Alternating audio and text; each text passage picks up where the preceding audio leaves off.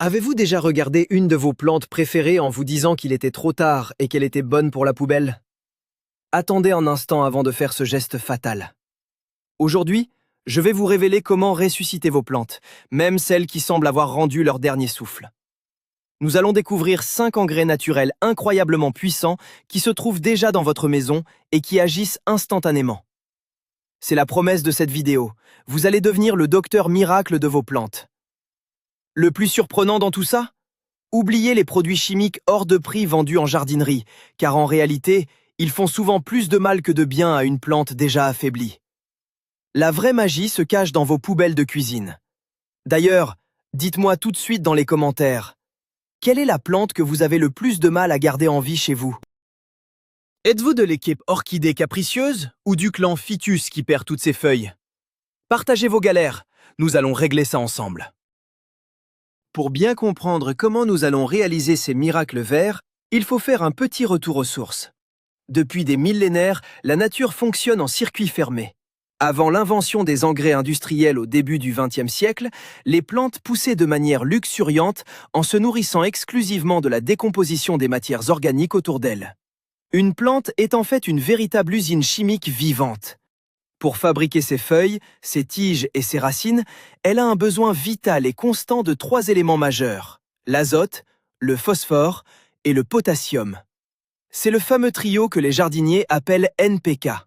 Quand une plante en pot s'effondre, jaunit ou sèche, ce n'est pas forcément un manque d'eau ou un manque de lumière. C'est très souvent une famine extrême. La petite motte de terre dans le pot est totalement vidée de ses nutriments. La plante meurt tout simplement de faim.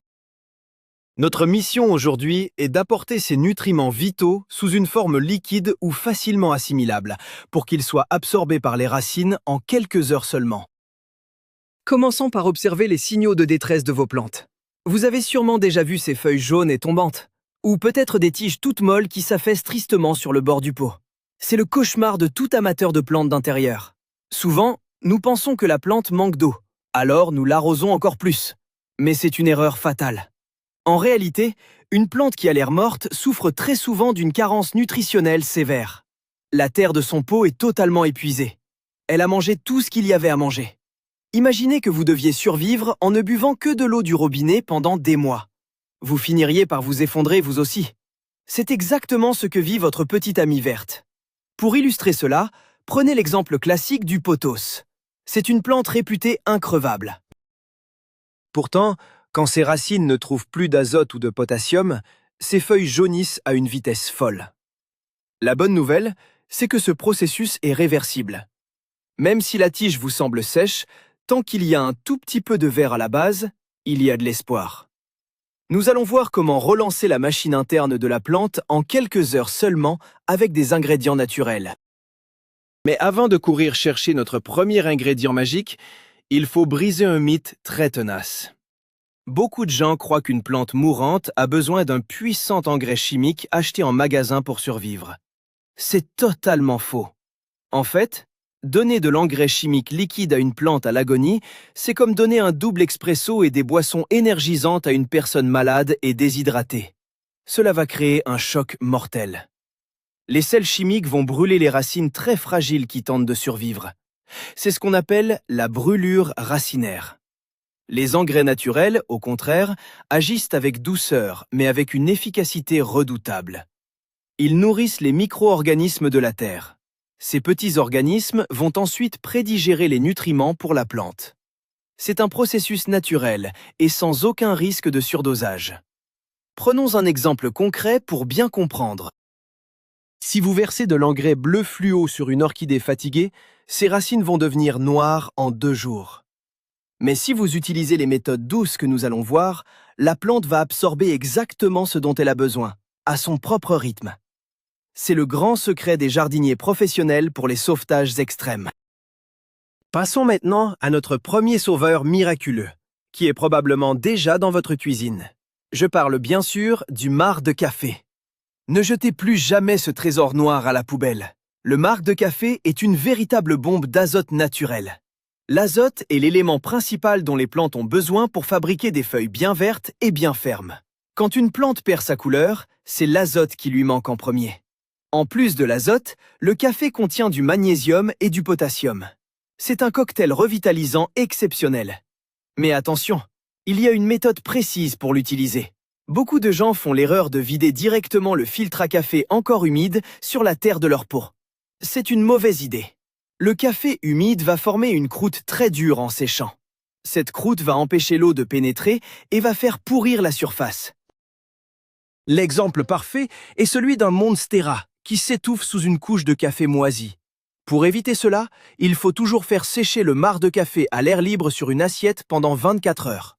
Une fois qu'il ressemble à une poudre fine et sèche, vous pouvez gratter doucement la surface de la terre et y mélanger une petite cuillère de cette poudre magique. Mais que faire si votre plante est tellement faible qu'elle ne peut plus attendre que la terre digère la poudre de café? C'est ici que la magie de l'infusion entre en jeu.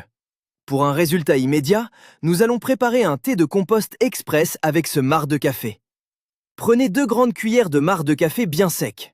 Mettez-les dans un grand récipient et ajoutez 1 litre d'eau à température ambiante. Laissez reposer ce mélange pendant environ 12 heures. La couleur de l'eau va devenir brune. Filtrez ensuite le liquide pour enlever les grains.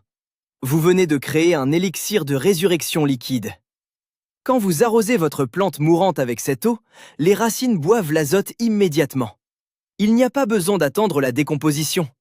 J'ai utilisé cette technique incroyable sur un ficus qui avait perdu 90% de ses feuilles après un déménagement en plein hiver. En seulement 3 jours, les bourgeons dormants se sont réveillés. De petites pointes vertes sont apparues sur les branches que je croyais mortes. C'est la preuve visuelle que les nutriments liquides naturels agissent comme une perfusion d'urgence pour nos amis les plantes. N'utilisez cette potion magique qu'une fois par mois. Découvrons ensemble le 2e ingrédient secret de notre liste de sauvetage. Il s'agit des peaux de banane. C'est fascinant de voir à quel point cet aliment du quotidien est puissant pour le jardinage. La peau de banane est la reine incontestée du potassium. Le potassium est vital pour les plantes. C'est lui qui donne la force aux tiges et qui aide la plante à résister aux maladies et au stress. Quand une plante s'affaisse comme une chaussette mouillée, c'est le potassium qui appelle à l'aide. Il existe une légende urbaine tenace qui dit qu'enterrer une peau de banane entière dans un pot va nourrir la plante. C'est faux, et c'est même dangereux pour vos plantes d'intérieur. Une peau entière va pourrir très lentement. Elle va attirer des moucherons noirs insupportables et créer des moisissures toxiques. Pour illustrer, imaginez un fraisier en pot.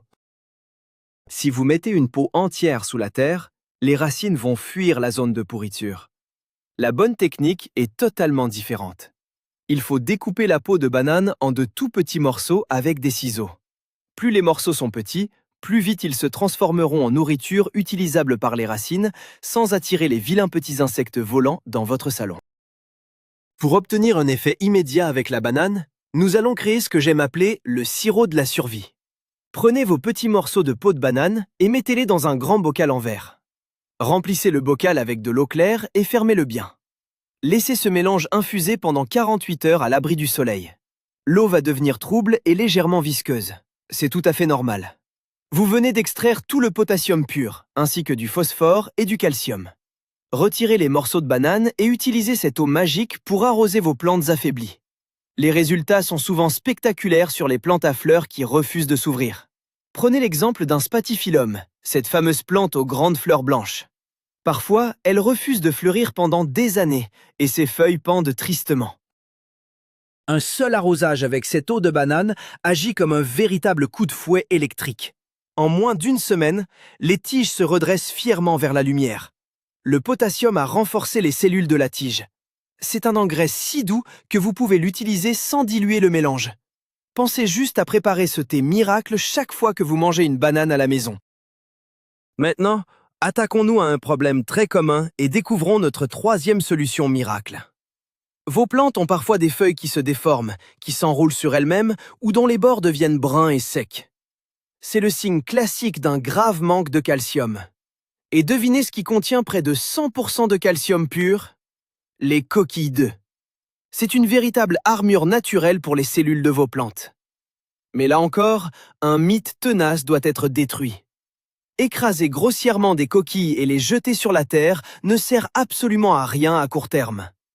Les morceaux de coquille peuvent mettre des années à se décomposer dans un pot de fleurs. C'est trop long pour une plante qui est en train de mourir aujourd'hui. L'illustration parfaite de cette erreur est la culture de tomates sur un balcon. Si le bout des tomates devient noir, c'est la maladie du cul noir, causée par le manque de calcium. Mettre des coquilles entières au pied du plant ne sauvera pas la récolte de l'année. Pour que le calcium soit assimilé tout de suite, il faut transformer les coquilles en une poudre ultra fine. Lavez bien les coquilles, faites-les sécher au four pendant 10 minutes, puis passez-les dans un vieux moulin à café. Une fois que vous avez cette poudre blanche très fine, vous pouvez la saupoudrer directement sur la terre. Mais si votre plante est à 2 doigts de la mort, il nous faut une méthode encore plus agressive et rapide. Nous allons fabriquer du calcium liquide. C'est une technique secrète inspirée des fermes biologiques asiatiques. Mettez votre poudre de coquille d'œuf dans un verre. Ajoutez ensuite quelques cuillères de vinaigre blanc ou de vinaigre de cidre. Vous allez voir une réaction chimique immédiate. Ça va mousser et faire des bulles comme un volcan en éruption. C'est magnifique à regarder. Le vinaigre, qui est acide, est en train d'extraire le calcium de la coquille pour le rendre soluble dans l'eau. Laissez reposer ce mélange pétillant pendant quelques heures jusqu'à ce qu'il n'y ait plus de bulles.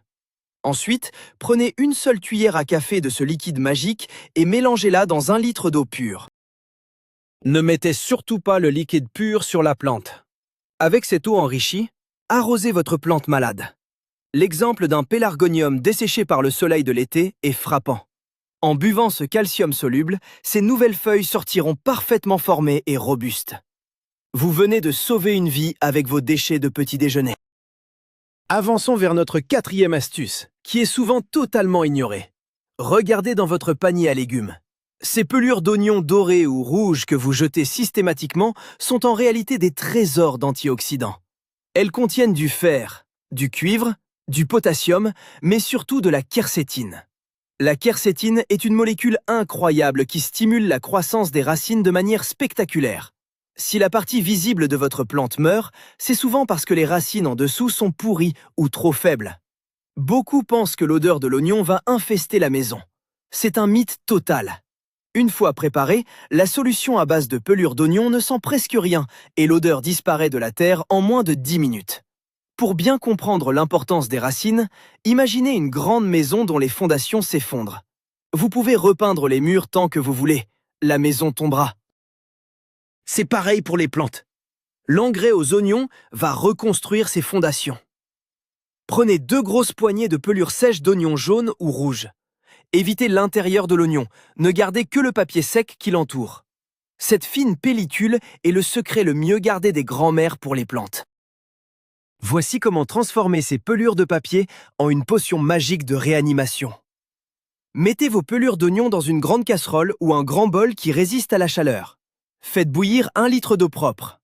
Versez cette eau bouillante directement sur les pelures. L'eau va instantanément changer de couleur pour devenir d'un beau jaune doré, comme une tisane riche. Couvrez le récipient et laissez infuser et refroidir complètement pendant 1 nuit entière. Le lendemain matin, vous obtiendrez un liquide riche en vitamines et minéraux. Filtrez bien pour retirer les pelures. Vous pouvez maintenant utiliser cette eau dorée pour arroser directement vos plantes les plus fatiguées. L'effet est particulièrement visible sur les calatheas. Ces plantes sont connues pour être très capricieuses. Quand un calathea a les feuilles qui deviennent marron et croustillantes, ses racines souffrent terriblement. En l'arrosant avec cette infusion d'oignon, vous calmez l'inflammation des racines. Les antioxydants nettoient le sol des mauvaises bactéries. Dès la semaine suivante, vous verrez de nouvelles pousses sortir doucement de la terre. C'est un engrais anti-stress extrêmement puissant qui agit là où l'œil humain ne peut pas regarder, sous la surface. Notre 5e et dernier miracle naturel est probablement la méthode la plus simple et la plus sous-estimée au monde. Il s'agit tout simplement de l'eau de cuisson de vos légumes ou de vos pâtes. Chaque fois que vous faites bouillir des légumes comme des carottes, des pommes de terre ou des épinards, une grande partie de leurs vitamines et minéraux fuit dans l'eau. Jeter cette eau dans l'évier est un véritable crime contre vos plantes. Cette eau trouble est un bouillon nutritif parfait, riche en amidon.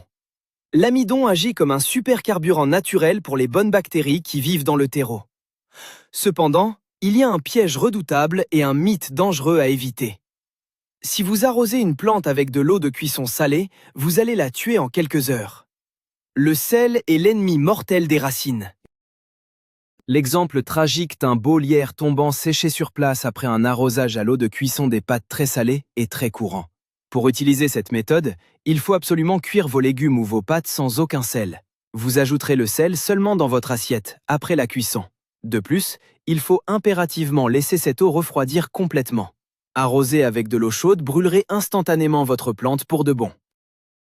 Faisons un zoom sur l'eau de cuisson des pommes de terre non salées. C'est l'un des meilleurs fluides de réanimation qui existent. Les pommes de terre regorgent de potassium, de magnésium et de vitamines du groupe B. Quand vous les faites bouillir, l'eau devient très blanche. Cet amidon liquide est une nourriture de luxe. J'ai vu un cas spectaculaire avec un bégonia rex. Ses feuilles aux couleurs magnifiques étaient devenues toutes ternes et pendaient lâchement en dehors du pot. Le terreau était pauvre et vieux. En utilisant l'eau des pommes de terre une fois par semaine pendant 3 semaines, la plante a littéralement doublé de volume. Ses couleurs rouge et argent sont revenues plus brillantes que jamais. Pourquoi cela fonctionne-t-il si vite? Parce que l'eau de cuisson ne demande aucun effort de digestion à la plante. Les nutriments sont déjà dissous dans l'eau grâce à la chaleur de la casserole. Ils entrent directement dans les vaisseaux de la plante. C'est le principe du fast-food, mais en version ultra saine et biologique pour vos plantes vertes. N'oubliez pas de bien mélanger l'eau avant de l'utiliser pour répartir l'amidon qui a tendance à se déposer au fond de la casserole en refroidissant. Maintenant que nous connaissons ces 5 engrais magiques, une question se pose. Faut-il les utiliser un par un, ou peut-on créer la potion ultime en les mélangeant? La réponse est qu'il faut être stratégique. Un autre mythe du jardinier débutant est de croire que plus on en met, mieux c'est. C'est faux. Si vous versez le thé de banane, l'eau de café, le vinaigre de coquille et l'eau de cuisson en même temps, vous allez créer un choc chimique dans le sol. Trop de nutriments d'un coup peuvent bloquer l'absorption de l'eau par les racines. C'est l'inverse de l'effet recherché. Pour illustrer, imaginez que vous êtes affamé. Si on vous force à manger 5 repas géants en 10 minutes, vous serez malade. Votre plante réagit exactement de la même manière. La meilleure approche est de créer un roulement. Par exemple, donnez le marc de café pour l'azote le premier jour du mois. 2 semaines plus tard, offrez le thé de banane pour le potassium. La semaine suivante, utilisez l'eau de cuisson des légumes. De cette façon, vous offrez un menu varié et équilibré à votre plante. Elle aura le temps de digérer chaque élément calmement pour reconstruire ses tiges, ses racines et ses feuilles sans stresser de l'intérieur. Mais attention, tous ces magnifiques engrais liquides ne serviront à rien si vous négligez un détail crucial. Ce détail, c'est l'oxygène. Les racines de vos plantes ont besoin de respirer autant que de manger. Souvent, quand une plante a l'air morte, c'est parce que la terre dans son pot est devenue aussi dure que du béton. L'eau et l'engrais glissent sur les côtés du pot sans jamais toucher le centre des racines. C'est une erreur classique de verser nos potions magiques sur un sol compacté. C'est comme essayer de faire boire quelqu'un avec une cuillère alors qu'il a la bouche fermée. Prenons l'exemple d'un Ficus lyrata, cette grande plante à la mode. S'il perd ses feuilles du bas, touchez la terre. Si elle est dure, prenez une baguette en bois ou une fourchette. Piquez doucement la terre en profondeur à plusieurs endroits pour faire des petits trous. Vous allez entendre un léger craquement. C'est normal. Vous êtes en train de casser la croûte terrestre. En aérant le sol de cette façon avant de verser votre engrais naturel à la banane ou au café, vous garantissez que le liquide nourrissant ira directement toucher les racines assoiffées en profondeur. L'oxygène va également empêcher les mauvaises odeurs de se développer à la surface du pot. Parlons maintenant de la façon exacte de verser ces liquides sur une plante très mal en point. Il ne suffit pas de jeter le verre d'eau d'un seul coup et de partir. C'est une autre erreur fréquente. Une terre extrêmement sèche repousse l'eau dans un premier temps. Si vous versez votre précieuse infusion d'oignon trop vite, elle va couler directement dans la soucoupe sans pénétrer la motte de terre. Votre plante n'aura rien bu du tout. La technique de l'arrosage de sauvetage se fait en 2 étapes. L'exemple parfait est celui d'une fougère de Boston complètement desséchée. D'abord, versez un tout petit fond de votre engrais liquide naturel sur le dessus de la terre. Attendez 10 longues minutes. Cette première petite gorgée va détendre la terre et la préparer à absorber la suite, comme une éponge sèche qu'on humidifie. Ensuite, Versez le reste de votre préparation très lentement en faisant le tour du pot pour bien mouiller toute la surface. Si du liquide s'écoule dans la soucoupe, laissez-le pendant 30 minutes pour que la plante boive par le bas. Mais après 30 minutes, il est impératif de vider la soucoupe. Ne laissez jamais d'eau stagnante au fond, sinon les racines vont pourrir à coup sûr et votre sauvetage échouera brutalement. Une fois que vous avez appliqué l'un de ces remèdes de grand-mère, que devez-vous observer? Comment savoir si la magie opère vraiment dans le secret de la terre? Il y a des signes de guérison très précis à surveiller dans les 72 heures qui suivent l'arrosage. Beaucoup de gens abandonnent et jettent la plante le lendemain en croyant que ça n'a pas marché. C'est un grand mythe de penser qu'une feuille jaune va redevenir verte. Non, une feuille totalement jaune est morte et ne retrouvera jamais sa couleur. Le vrai miracle se passe ailleurs. Pour l'illustrer, regardez bien la base des tiges et le centre de la plante, là où naissent les nouvelles feuilles. Le premier signe de succès, c'est le redressement des tiges. Une plante molle qui retrouve du tonus et se tient droite, c'est une plante qui a bu et mangé. C'est l'effet immédiat du potassium et de l'eau. Ensuite, regardez la couleur des tiges. Elles vont devenir plus brillantes, moins ternes. Enfin, au bout d'une semaine, vous verrez de minuscules pointes vert fluo apparaître au bout des branches. Ce sont de nouvelles pousses. C'est la victoire absolue. Ne coupez les feuilles mortes et jaunes qu'une fois que la plante a commencé à faire ses nouvelles petites pousses pleines de vie. Je veux aussi vous partager un secret supplémentaire si vous n'avez pas de banane ou de café sous la main. Vous avez peut-être une cheminée à la maison ou du sel d'Epsom dans votre salle de bain. La cendre de bois pure, non traitée, est fantastique pour les plantes. Elle contient un mélange incroyable de potasse et de minéraux rares. Mais attention à la légende qui dit qu'il faut en mettre beaucoup pour tuer les insectes. La cendre modifie fortement le pH du sol. Mettre trop de cendre va rendre la terre tellement basique que la plante va mourir empoisonnée. L'exemple d'un citronnier en pot jauni par l'excès de cendre est très triste. Il faut utiliser la cendre avec la plus grande prudence. Prenez juste l'équivalent d'une petite cuillère à café rase de cendre de bois froide. Saupoudrez-la très légèrement sur la terre une seule fois par an. Si vous préférez le sel d'Epsom, c'est le roi du magnésium. Le magnésium est essentiel pour la photosynthèse. Diluez une cuillère à café de sel d'Epsom pur, sans parfum, dans un grand litre d'eau tiède. En arrosant vos plantes vertes ou vos rosiers d'intérieur avec cette eau, vous allez booster la création de chlorophylle en un temps record. Les feuilles deviendront d'un vert intense et vraiment très brillant. Il est fondamental de comprendre la notion de temps quand on parle d'action immédiate. Oui, le titre de cette vidéo vous promet des engrais qui agissent tout de suite. Et c'est la pure vérité chimique. Dès que les minéraux liquides touchent les racines, ils entrent dans le système sanguin de la plante. C'est un processus instantané. Cependant, il faut briser un dernier mythe visuel. Ce n'est pas parce que le nutriment est dans la plante que la magie esthétique est immédiate pour vos yeux. Prenez l'exemple de nos propres os. Si vous manquez de calcium et que vous en avalez, votre corps l'absorbe le jour même. Mais il faudra des semaines pour que votre os cassé soit solide. C'est la même chose pour l'orchidée ou le yucca que vous tentez de sauver. L'engrais liquide au café ou à la pelure d'oignon a fait son travail en quelques heures sous la terre. La plante n'est plus en train de mourir, elle est sauvée. Mais il lui faudra parfois 2 ou 3 semaines de soleil doux et de patience pour fabriquer le tissu cellulaire d'une nouvelle feuille. Ne vous découragez donc jamais. Laissez la nature faire son travail de reconstruction. Continuez à l'observer avec amour, sans rajouter d'engrais tous les jours sous l'effet de la panique ou du doute. Pendant que vos engrais naturels font leur travail de l'intérieur, vous devez absolument aider la plante de l'extérieur. Donner le meilleur repas du monde à votre plante ne suffira pas si elle est placée dans un mauvais environnement. L'erreur la plus catastrophique lors d'un sauvetage est de placer la plante malade en plein soleil. Beaucoup de gens pensent que le soleil va lui donner de l'énergie pour guérir. C'est faux. Une plante affaiblie qui vient de recevoir son engrais liquide de sauvetage est en convalescence. Le soleil direct de l'après-midi va littéralement brûler ce qu'il reste de feuilles vivantes, parce que la plante n'a plus l'énergie pour transpirer et se refroidir. L'exemple parfait est l'aloe vera. Si elle est molle et que vous la mettez en plein soleil après un arrosage riche, elle va devenir totalement rouge et s'effondrer. La méthode idéale est de placer votre plante sauvée dans un endroit très lumineux, mais à l'ombre. Par exemple, près d'une fenêtre orientée à l'est, où elle recevra la douce lumière du matin ou derrière un fin voilage blanc.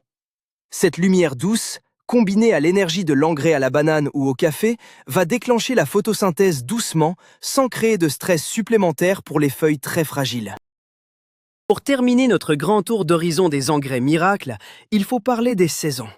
Car oui, la nature a une horloge interne très stricte, même dans votre salon. L'utilisation de ces 5 engrais express doit respecter le cycle de vie de votre plante.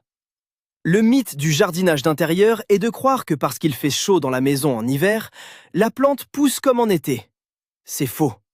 La lumière du soleil baisse et la plante ralentit. Si vous essayez de réveiller de force une plante endormie en décembre avec d'énormes doses de notre eau de cuisson ou de thé de banane, vous allez la fatiguer à mort. Les racines qui dorment ne boiront pas les nutriments et l'eau va stagner. L'exemple typique est celui du Zamioculca qui pourrit en hiver parce qu'on l'a trop nourri.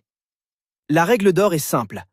Utilisez ces engrais miracles à volonté de mars à octobre, quand la plante est en phase de croissance active. C'est là que l'effet coup de fouet sera le plus impressionnant. Mais si vous devez sauver une plante en plein hiver de novembre à février, utilisez ces astuces avec une extrême modération. Diluez l'eau d'oignon ou de coquille d'œuf 2 fois plus et ne donnez cette potion qu'une seule fois dans la saison sombre pour la maintenir en vie calmement.